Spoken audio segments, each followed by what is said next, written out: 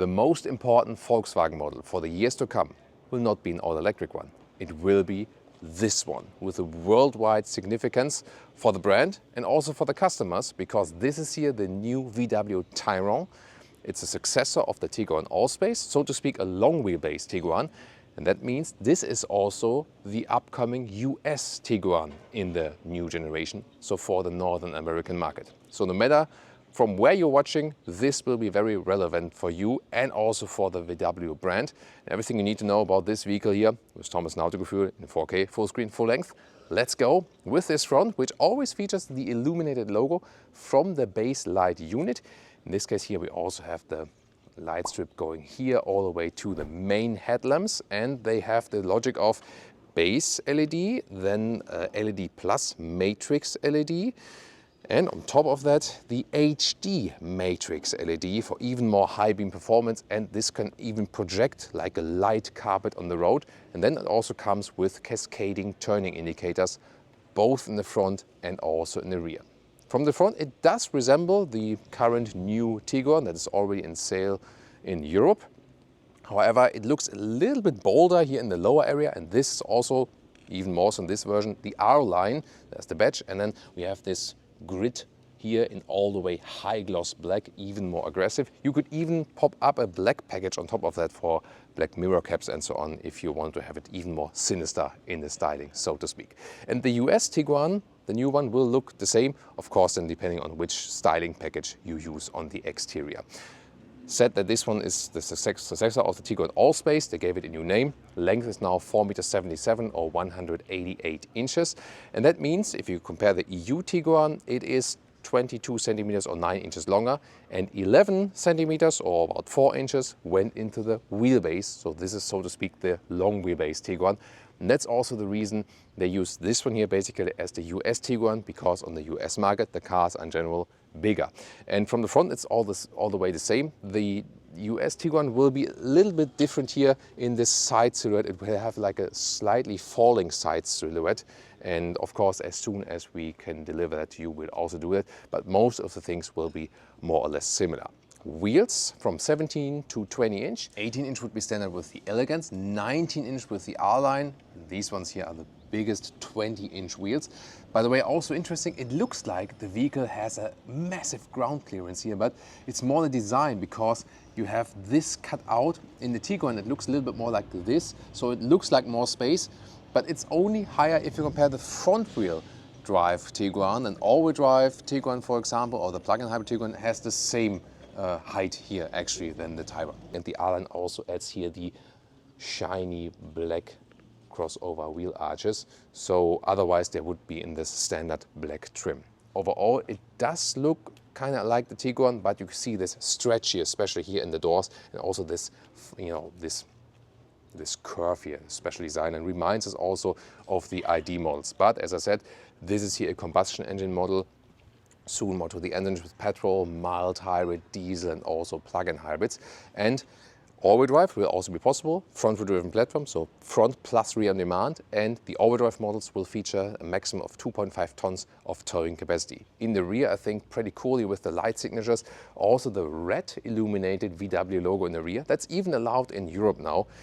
For, you know, decades before that, these playing with light was allowed in the US or Northern American market, but not really in Europe. Now it is also, and also 3-dimension here, also this design and for the tail lamps with the light strip going all the way through, and once again the cascading turning indicators. The R-Line features this black grid here, closed one in the rear.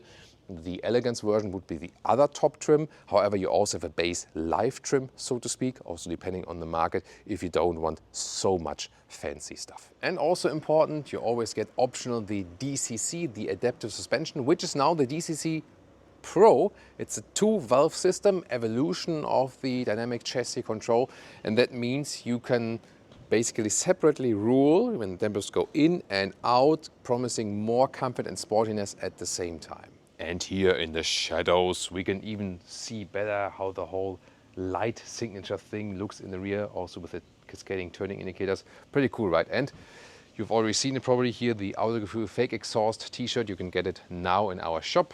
Follow the video description. Also under the video, it's embedded actually. And we were successful actually with your help. and the RWB Fake Exhaust Police. No fake exhaust here, even in the R-Line. So definitely a great success for the RWB Fake Exhaust Police. Copyright. And here as a contrast, this is here the Elegance trim, and it's really way different from the R-Line. Also in this purple color, but this is not related. But here, this one here, so this area here looks completely different than in the R-Line. So I feel really a more elegant look, as the trim level also says. Which one would you go for? Here the Elegance or rather the sporty R-Line? Tell me in the comments. Under the hood we have a wait a minute, gas struts. That's cool to hold it open. Then we have 1.5 TSI MHEV petrol side. Then we have a 2-liter TSI, higher horsepower specs up to 265 horsepower. Then always with all-wheel drive, different front-wheel drive or all-wheel drive specs. So front plus rear on demand, and also the 2-liter TDI. Plug-in hybrid based on the 1.5 TSI, this one with 20 kilowatt hours net battery, so actually up to like 80-90 kilometers or like 50 up to 60 miles of real-world electric pure EV range. And you can check out the different data specs, of course with our inserts, but also in the video description or also in the separate comment. Key, high gloss black, yeah, that's the same like for most of the models at this moment. Then the door closing sound. That's very solid. Nice, right? Oh, by the way, you've seen here, it's also here including the rear wheel arches. Very interesting. And also here, look at that, how deep this one goes, so that the inside of the doors are still clean then, when there's like dirt and so on. Pretty interesting. Then here on the top part, there's like this, I would say leatherette style cover. Then with the R-Line you have here this special decoy element and the microfiber with the blue contrast element, soft for your elbow in leatherette, and also fabric on the inside of the doors. That's good. And also here, sorry Leah, this one, yeah, you know, I'm this detail guy here, left and right, classic control of the side mirrors. Then we have the R-Line entry badge. You can also get different trims, of course. This one with the perforated steering wheel at the side. Here, no animal skin alternative so far, but still real buttons on the steering wheel. Soon more to that. The R-Line also features this seat here with fabric on the inside and some microfiber on the outside. Also an ergo active seat. The Elegance would also come with something similar, but not that sporty in the styling, or a base fabric seat is also available. I guess that the US versions of the Tiguan will also really receive some full leatherette options, I think. Then here, there's a manual seat on the one hand. We have this electric lumbar support, however, but front and back is also manual, and steering control in and out, up and down, also manual. The switch gear is here on the right side, this separate right column, but it's actually, yeah, Leah really likes that. It's easy to control, like we also know from the ID models. With 189, 6'2", some headroom left, although this one is the one with the panoramic roof. You can also get one without, then it would be a little bit more headroom. And although these seats here look pretty sporty, also with the integrated head restraint, they are really comfortable, so I like them. Good seating comfort indeed. And Isofix, by the way, also here on the passenger seat in the front. That might also be relevant for you. In the R-Line we have more microfiber here at the dashboard, for example. Glove box is also properly dampened. I like that. Oh, by the way, on the other side I have there's like this small cubby hole here on the left side, but this is not dampened. Then this middle console, in the front you have this pad. You fold it up. Underneath, 2 inductive charging pads, and they are both cooled. Hats off to that. And 2 USB-C chargers. Then I can also activate here the ignition. Then you have this multi-mode button. You use it for the Lautstärke. Listen and repeat. Lautstärke. That's the volume in German. And you press it then, and then you can switch through. That's the thing, right? Switch through. Switch through, switch through, switch through the different driving modes. So that's a good thing. They can also control the driving modes from there and not have to do it in the screen. Then here you have adaptive cup holders, but you can also put that out and have just a bigger space if you would prefer that actually.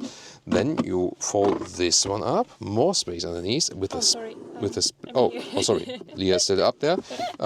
here, there's like very important, very German or even Skoda-esque decision here for coins and for like a parking card or something. And then deep down there, deep down below here, you can see there are these splitters. You can even adapt them from bigger or just take them off completely. Can you put the cup holders? Yeah, I think so. So we move them here and we can actually, no, that should, yeah, that's possible. So, I mean, in this case, you probably would leave that open, right? And then you can put this one here. Maybe for one. I don't know if that's making more sense than the other way around. I don't know. What do you think? Driver POV here. Real buttons at the steering wheel like that, also for the volume control. Right side then to control something of the digital instruments. You can go for different stylings there, but I would prefer the classic look, I would say. Then here the head-up display is just flickering on camera and it's also larger than it appears on camera. And the main screen, either 13-inch, a little bit smaller, or this one here, 15-inch. It looks a little bit attached, yes. That's the thing. But it's really large, very well visible. Also here the main menu like this. And it's also quicker and so far also more reliable than systems we have seen before. It's like in the new ID models, like in the ID7 or so on. Here the speed limit easily deactivated. Then here also the drive mode selector. And you can also set your individual mode for your DCC, like here. Can rule it from soft to sport here and so on. So this looks more promising. The climate unit is either with the slider here in the lower part, or you click on it and then you can also change the temperature there. And the R-Line has the deco element right here with ambient lighting. Otherwise it would be a black panel. And now exclusively presented by Leah, the inside handles. Yes, we still have them. And we want to point it out because manufacturers often save that nowadays, so they remove them. Here they are still available. For example, if your spouse would be driving a little bit quicker and more dynamic, which would never happen here, right?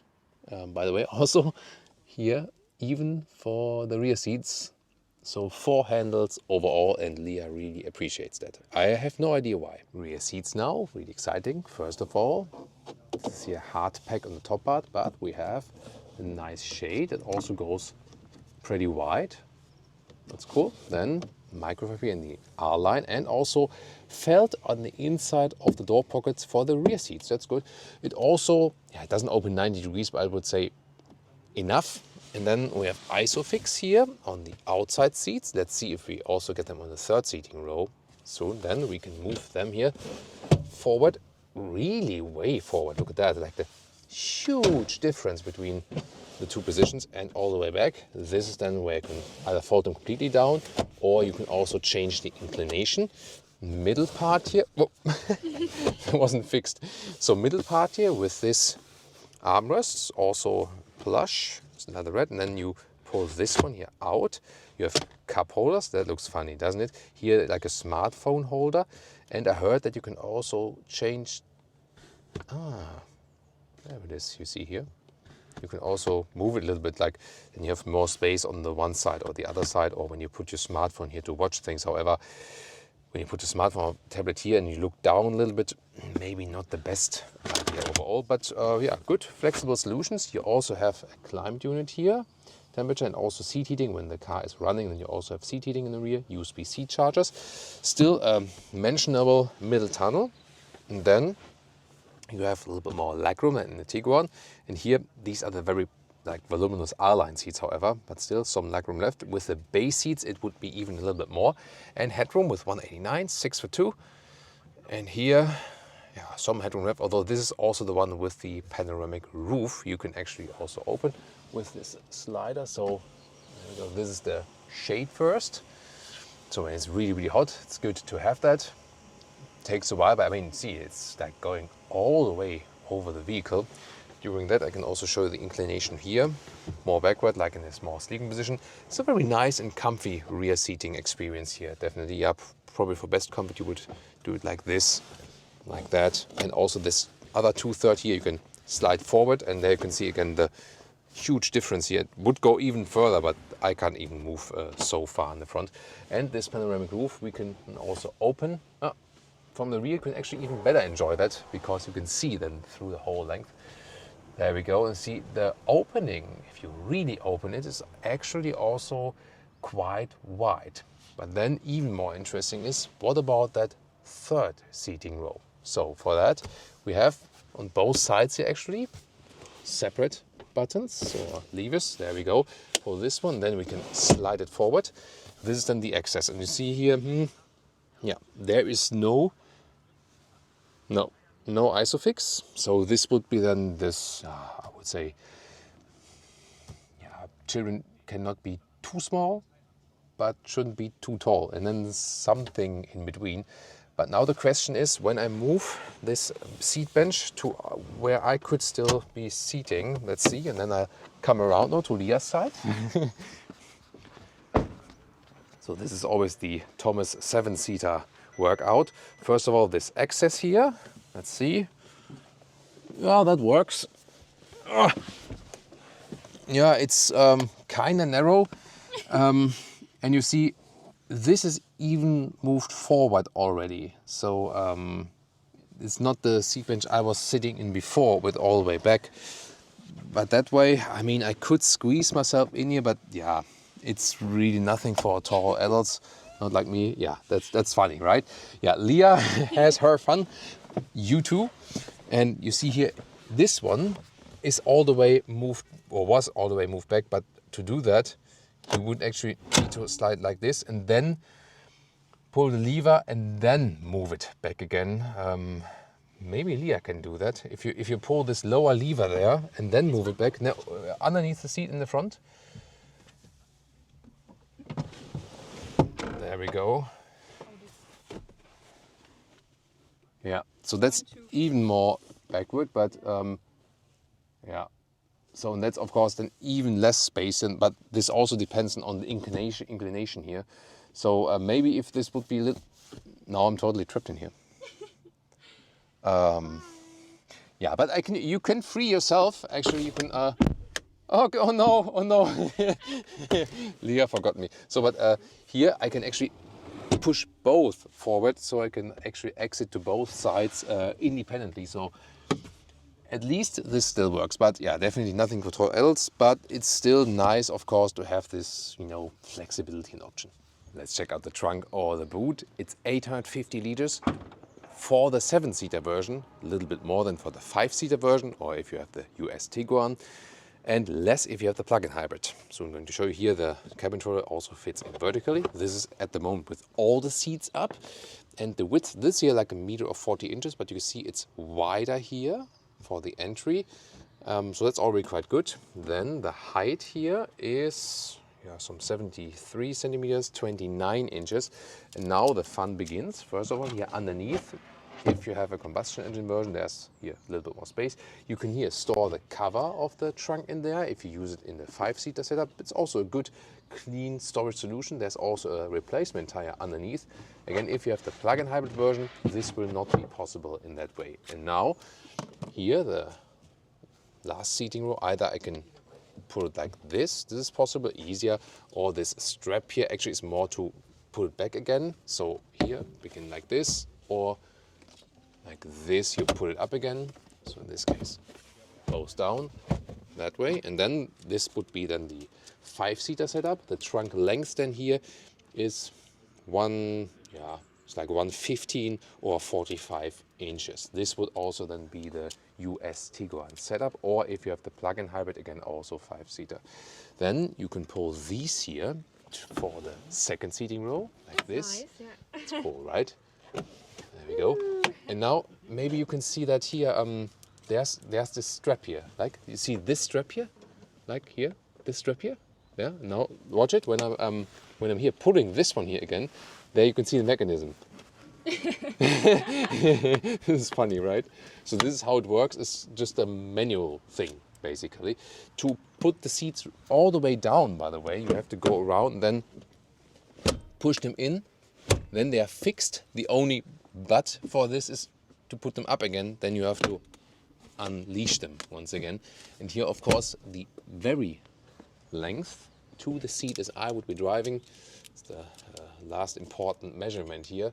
And I mean, this is really spacious. And this is basically 2 meters or 78, 79 inches. That's pretty cool. Last but not least, we have also a towing hook here. Wait. Pushing this, and then there we go, semi-automatic, like this.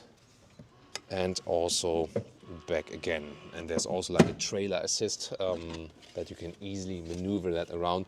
So very, very versatile. That's cool. Then here, the cover like this. You press it, you can move it like that, then it looks like this, and then again you can remove it with pressing it left and right. There we go. You have to see that you don't damage anything. Like this. Then you move this one up, and also once again playing Tetris a little bit. Yeah, probably like this. There we go. And hidden. And this is how it looks like, first of all, in the pure 5-seater setup, like this, so there's nothing to fold out. And this specifically here, the plug-in hybrid, then you do have some space here underneath for the charging cables. However, then the next step here would be nothing, because then you have the fuel tank here, because the battery is there where the fuel tank usually is. Whereas the EU Tiguan and also here the Tayron is built in Wolfsburg, Germany, the US Tiguan, which will be almost like the Tayron we have here, will be built in Mexico then for the Northern American market. I would like to know from you guys, would you rather pick the Tayron or the Skoda Kodiaq, which is kind of similar from inside that corporation, or stay with the smaller normal Tiguan? And if we can finally see the reveal of the US Tiguan, of course we will also keep you updated, but it will be more or less